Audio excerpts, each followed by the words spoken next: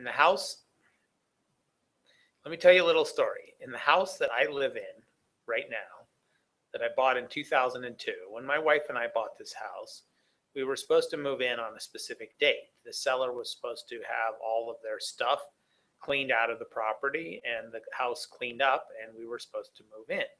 We were relying on that date. We had other people lined up to help us scour the house and move our stuff in. And when the seller did not have the seller's stuff out of the property, it created problems for us. What did we do? Hold that thought. I got to maintain some suspense a little bit. And let me give you some of the legal concepts that come to bear in resolving such a thing. And remember, what the theme of this presentation is dealing with late seller defaults in a contract. Now, what most contracts provide in residential real estate sales, and actually in all real estate sales, is that when the seller has defaulted under the contract, if it's a material default, it can excuse the buyer from performing under the contract. The buyer has the option of not closing and potentially terminating the contract. The buyer may have the option of suing for damages, suing for what lawyers call specific performance, asking a court for a court order compelling the seller to do what the seller was supposed to do. And oftentimes the buyer can do all of the following: not close, sue for damages, and sue for specific performance. The problem, however, in the real world is that, first of all, there are many buyers who still want to close, notwithstanding their seller's default. The buyer has all their things in their moving van. The buyer has sold their other house. The buyer has terminated the lease that the buyer had in another house. And unless the buyer closes on this property, the buyer will be in default. The buyer will be homeless. So not closing is typically not an option for buyers. Or said another way, it's often not the option for buyers. The buyers can close, and often after closing sue the seller for money damages caused by the seller's breach.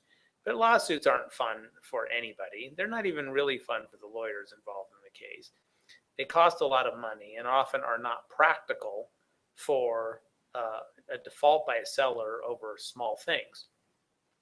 There's another consideration. At the time I am recording this, we are about 33 years or so into this long history of declining interest rates. However, that will not always be the case, and you might be watching this video at a time when interest rates are not declining, they are increasing. And if that's the case, the buyer can have huge damages if the buyer doesn't close on time. So the buyer will often want to close. There are not contract police out there that are regulating whether the seller is in compliance with the contract or not. A bolt of lightning will not emanate from the sky and strike the seller down. And just like my wife and I did in the situation where our seller had defaulted by not having the house ready for us to move in, you're going to choose to close anyway. And that's what we did. We chose to close anyway. We did some horse trading. We ended up getting a free rug out of it. Our seller was a very reasonable person who just had some bad luck as they were moving out of the house. And that's what often is going to be the case. Now, that doesn't mean the buyers who are watching this are stuck with sucking it up and closing. But the purpose of this video is for you to have reasonable expectations as you head to closing. Are there alternatives? Sure, there are potential alternatives. One alternative is if the seller agrees to close and have a certain portion of the seller's funds escrowed to secure the seller's obligation to fix the seller's default post-closing. Another option is for the closing date to be extended. Another option is for the purchase price to be reduced. There's lots of options that the seller might consent to, but not all those options are practical. There are some options that the seller may not agree to. The buyer does have meaningful default remedies in case the seller defaults in a big way. If the seller, for example, just refuses to close, by all means, hire your lawyer. Your lawyer will bring that specific performance or damages lawsuit. For small defaults,